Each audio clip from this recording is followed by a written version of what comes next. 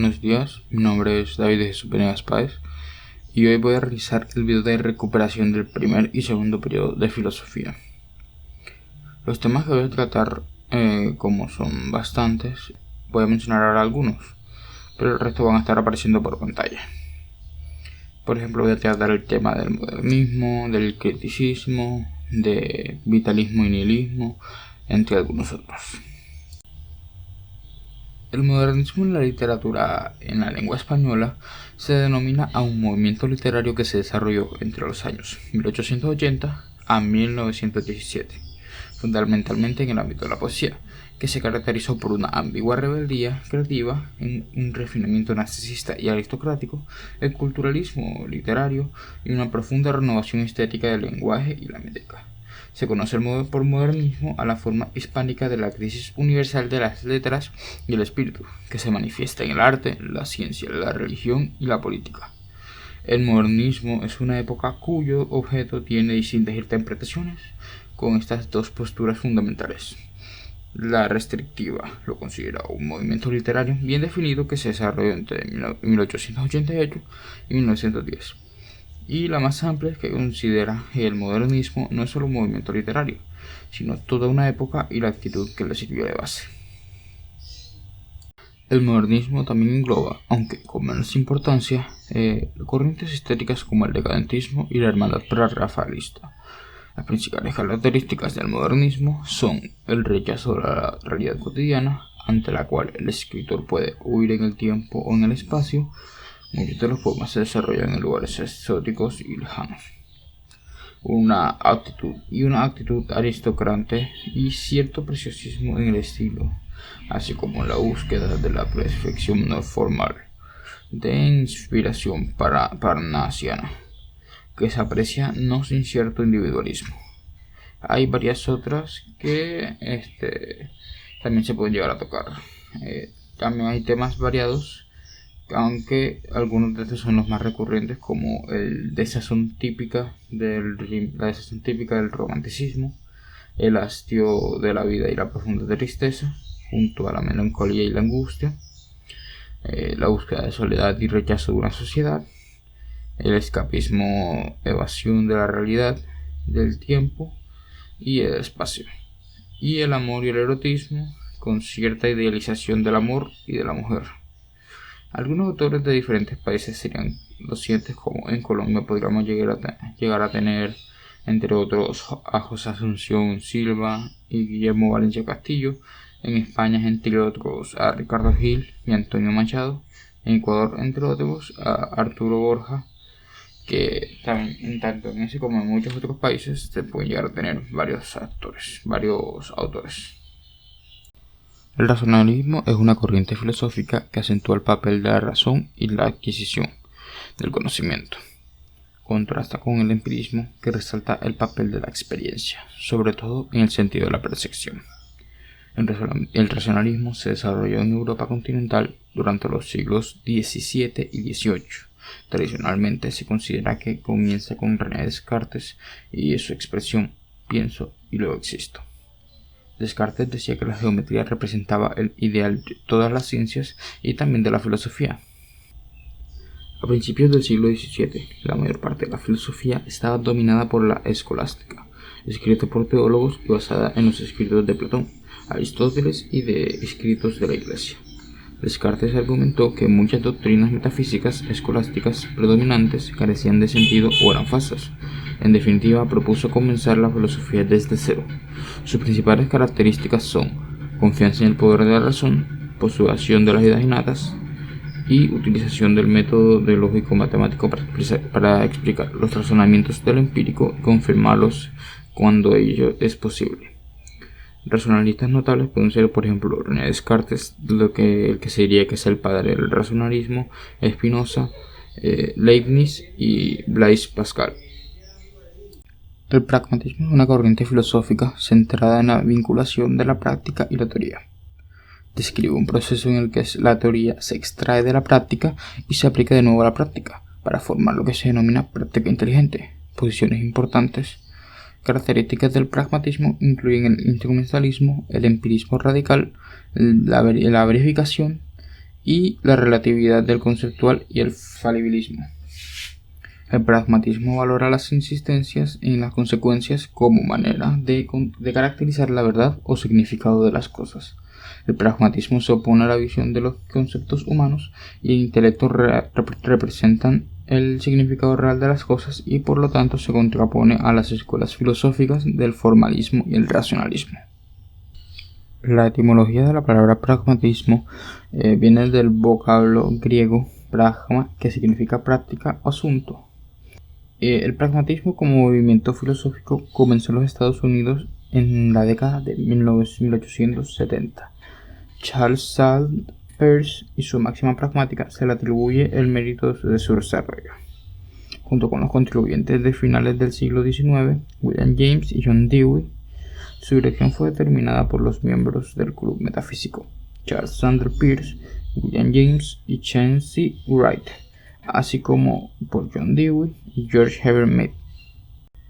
El empirismo es una teoría filosófica que enfatiza el papel de la experiencia y la evidencia, especialmente la percepción sensorial y la formación de ideas y adquisición de conocimiento. La noción de estas ideas innatas y tradición. En relación a la ciencia, el empirismo no se debe mezclar con la investigación empírica, ya que las diferentes epistemologías deben considerarse puntos de vista opuestos, ya que son la mejor manera de hacer estudio. Sin embargo, entre los investigadores hay cierto consenso de lo que los estudios deben ser empíricos. Por lo tanto, el empirismo actual se debe entender como uno entre los ideales en competencias de conocimiento, de obtener conocimiento. El empirismo podría decirse que se puede dividir en las 4 diferentes edades que se han vivido en la historia, como pueden ser la edad antigua, media, moderna y contemporánea, que es la actual. Y ahora voy a decir un poquito cómo es que llegan a ser las diferentes. Por ejemplo, en la edad antigua clásica existe una clara separación entre el conocimiento por la experiencia y su resultado, en el cual la técnica y el trabajo productivo, que es lo que se ha entendido históricamente como artes y oficios. Desde el conocimiento teórico, que comprende 2 ámbitos: la ciencia, entendida como un conocimiento universal para necesario, que trata de saber las últimas causas y los primeros principios de lo que hoy se entendería como el fundamento de la realidad y la metafísica, y la praxis como ideal de conocimiento práctico que dirige la acción hacia el logro del bien y la felicidad, que a su vez se desenvuelve en 2 hábitos: la consecución del bien individual, que es la felicidad como ética, y la consecución del bien común social, que es la política. Teniendo esto en cuenta, también Aristóteles fue un gran ejemplo, alguien que expresó bastante el valor de la experiencia como una fuente de conocimiento. La Edad Media, en el occidente de la caída del Imperio Romano, deja todo el saber refugiado en los monasterios y queda restringido prácticamente el control y el poder de la Iglesia. El pensamiento cristiano adoptó durante la Antigüedad y toda la Alta Edad Media el platonismo y neoplatonismo, por el pensamiento que mejor se adaptaba a su creencia en un Dios único y creador del mundo conforme a unas ideas. En la Edad Moderna, la filosofía aristotélica tradicional entra en una profunda crisis a partir de la teoría heliocentrista del universo y de los progresos de la ciencia que está obteniendo aplicando nuevos métodos de investigación. De especial relevancia es el método resolutivo compositivo de Galileo. En la edad contemporánea, como reacción ante los excesos especulativos de los diversos idealismos que surgieron a partir de la filosofía kantiana, producto de la confianza en la capacidad activa o creadora del pensamiento dialéctico de la razón, en el siglo XIX dio lugar un genérico empirismo científico caracterizado por el rechazo de cualquier tipo de especulación metafísica, a la que consideran como el principal enemigo de la ciencia y la filosofía. ¿Qué fue la Ilustración? La Ilustración fue un movimiento intelectual, filosófico y cultural que se desarrolló en Europa durante el siglo XVIII. Tuvo gran influencia sobre los procesos sociales y políticos de Europa y de América hasta principios del siglo XIX. Conocido también como iluminismo, ya que se consideraba que la razón era la luz que iluminaría el conocimiento humano para sacar a la humanidad de la ignorancia y de esta manera construir un mundo mejor. Por esta razón, el siglo XVIII suele ser llamado el siglo de las luces. Características de la Ilustración. Se consideraba que el pensamiento racional era la única forma de acceder al conocimiento verdadero, llegando a conocer el mundo a través del razonamiento, la observación y la experimentación. Negaba cualquier forma de conocimiento que no procediera del análisis racional. Por esto, se consideraban las creencias populares y la religión como meras supersticiones. Cuestionó las moralidades absolutas y el principio de que el poder del rey provenía de Dios. Consecuencias de la Ilustración. Dio un fuerte impulso al desarrollo del método científico y de las ciencias como las conocemos en la actualidad. Su cuestionamiento de los privilegios de sangre fueron los principios de la Revolución Francesa, que terminó con la monarquía absoluta. En Francia, los pensadores de la Ilustración crearon una enciclopedia para reunir y difundir todo el conocimiento. Esta publicación, llamada Enciclopedia o Diccionario Razonado de las Ciencias, las Artes y los Oficios, se fue completando a lo largo de los años y fue el antecedente de las actuales enciclopedias, tanto materiales como virtuales.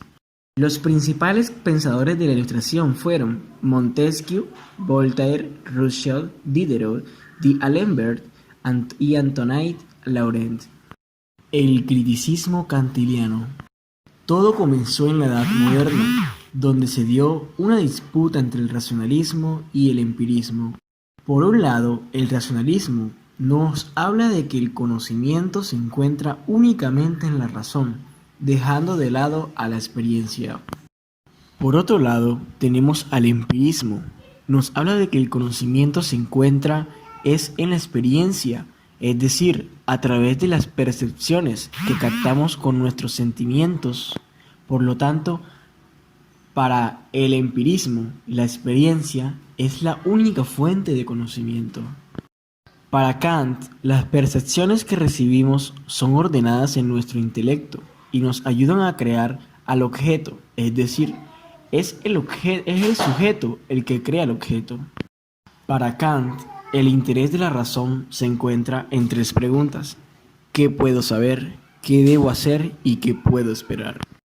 También nos dice que el conocimiento inicia desde la experiencia, pero necesita la razón. Es decir, para Kant, tanto la experiencia como la razón son parte del conocimiento. Kant, como el principal representante del criticismo, nos dice que podemos conocer las apariencias, pero no podemos conocer la realidad. También podemos decir que Kant logró calmar la disputa del razonamiento con el empirismo, ya que para la razón, la experiencia son parte del conocimiento. Para Kant, es el sujeto quien construye el objeto.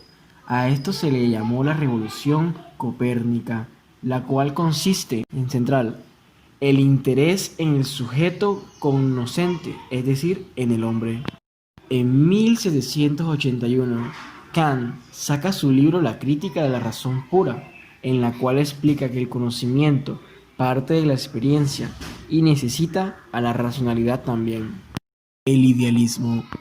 El idealismo considera que el acto del conocimiento es el sujeto que conoce influye en la realidad conocida, como la mente que está sometido a unos procesos que determinan y construyen la realidad del objeto conocido. En pocas palabras, la realidad es una consecuencia de nuestra actividad. Para los filósofos idealistas, toda realidad exterior no es más que el producto de una idea que proviene de la mente de un hombre o incluso un ser sobrenatural. Por un lado tenemos al realismo, a que los objetos existen con independencia del observador. Y por otro lado tenemos el idealismo, que la verdadera realidad compone las ideas y no las cosas materiales. Hay varios tipos de idealismos. Tenemos al idealismo subjetivo. Las ideas solo existen en la mente del sujeto. No existe un mundo externo autónomo. Tenemos al idealismo objetivo, el cual nos dice que las ideas existen por sí mismas y que solo podemos aprenderlas o descubrirlas. Tenemos al idealismo absoluto, el cual nos dice que para que el sujeto pensante que fuera capaz de conocer el mundo, debe existir algún sentido, una entidad de pensamiento y de ser. Y por último tenemos el idealismo trascendental. Solo podemos conocer las cosas en la medida en que están sometidas a las formas de nuestra sensibilidad, ya que el espacio y el tiempo no son reales de la cosa, sino algo supuesto del sujeto. Tenemos el idealismo de Berkeley. Era el máximo responsablemente del idealismo subjetivo. Decía que la realidad se encontraba subjetiva en la conciencia del sujeto. Para él, Dios y las cosas mentales existen de todo independiente al propio pensamiento. Para Immanuel Kant, no hay objeto para conocer de una realidad trascendente sin un sujeto pensante. Tenemos el idealismo hegeliano, el cual se puede decir que todo es resultado de nuestro pensamiento y que no existe una realidad más allá. Tenemos algunos ejemplos de idealismo, los derechos humanos, por ejemplo. Estas leyes se basan de los representantes de la Revolución Francesa, donde se defienden la libertad del ser humano. Tenemos la Revolución Francesa. Las ideas de libertad e igualdad que defendían eran ejemplos de idealismo político y social. Y por último, tenemos a Don Quijote de la Mancha. Es otro ejemplo de idealismo, el personaje creado en su propio mundo de ideas que solo se importaba lograr sus anhelos y objetivos. El vitalismo. El vitalismo es una filosofía la cual tiene como base la vida, en cómo transcurre y cómo el hombre evoluciona hasta el punto de cambiar su vida y sus valores. Surge en el siglo XIX. En el vitalismo, el representante más importante fue Friedrich Nietzsche. Pero ¿qué propuso Nietzsche en el vitalismo para que se volviera uno de los representantes más importantes? Para Nietzsche, el vitalismo fue hacer que la vida fuera lo absoluto, ya que la vida no tiene un fundamento exterior a ella, sino que tiene un valor en sí misma.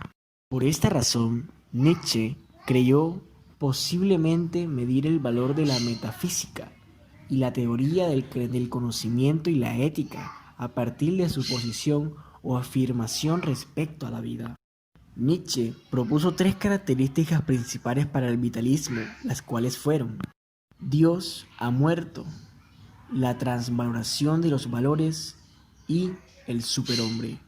El nihilismo es una posición filosófica que argumenta que el mundo, y especialmente la existencia humana, no tiene un significado objetivo o propósito, comprensible, verdad o valor esencial. Características del nihilismo. No hay prueba razonable de que la existencia de una regla suprema o algún creador. La verdad moral es desconocida. La ética universal es imposible. La transvaloración de los valores. Hace referencia a la necesidad de, según Nietzsche, cambiar los falsos valores que han dominado toda la cultura occidental desde varios años, la cual puso la vida, lo terrenal, lo inmanable y el devenir de funciones de la muerte, lo suprasensible, lo trascendente y el ser eterno. El superhombre. Hombre nuevo que aparece tras la muerte de Dios. Nietzsche lo concibe como el individuo de la vida al sentido de la tierra. Las características que Nietzsche atribuye al superhombre y que pudieron dar pie a esta interpretación son las siguientes. Nietzsche fue contrario al igualismo, tanto del igualitismo implícito en el punto de vista cristiano, en el cual todos somos iguales, pues somos hermanos al ser hijos de Dios, como al igualitismo tendido por el movimiento socialista cada vez más pujante a partir de la segunda mitad del siglo XIX. Hay un hombre inferiores y hombres superiores. El superhombre pertenece a este segundo grupo. Los hombres débiles y malogrados deben perecer. La figura del superhombre no se puede separar de la consideración general de Nietzsche relativa al platonismo de la muerte de Dios. Implica una concentración filosófica y una teoría de la historia por completo a las ideas nazis. El hombre al que hay que superar es el que somete a los valores tradicionales, a la moral del rebaño, a la moral basada en la creencia de la realidad trascendente que forma el desprecio por la vida.